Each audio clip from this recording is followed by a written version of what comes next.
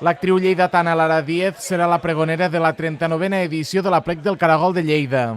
Així ho ha anunciat la Federació de Colles durant la darrera parada del Caragol Tour a la ciutat comtal. Després d'haver promocionat aquesta festa per Rialp, Madrid i Saragossa, la 15a edició d'aquest seguit d'actes promocionals per ciutats espanyoles ha posat el seu punt i final a Barcelona en un dinar en el qual hi han participat un centenar de persones. Entre elles el periodista lleidatà Artur Peguera, el regidor de Turisme de l'Ajuntament de Barcelona, Agustí Colom, representants de diverses institucions lleidatanes i periodistes gastronòmics. Qui tampoc ha fallat a la cita ha estat l'actriu encarregada de pronunciar enguany el pregó i també d'encarnar a Inés Arrimadas o Anna Gabriel al programa de sàtira política Polònia, de TV3. Doncs em fa molta il·lusió perquè és com donar veu, no?, a aquesta festa que per mi és tan important i que ha format tant part de la meva vida i és com un moment molt especial.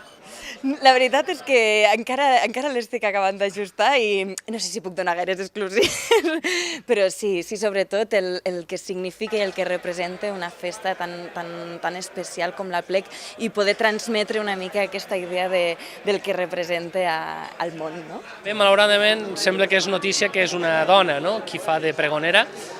Intentarem normalitzar això cada cop més. És voluntat de la nostra Junta intentar normalitzar la presència tant als membres de les colles com a la gent directiva, caps de colla i membres de les juntes, doncs que cada vegada més hi hagi la presència femenina.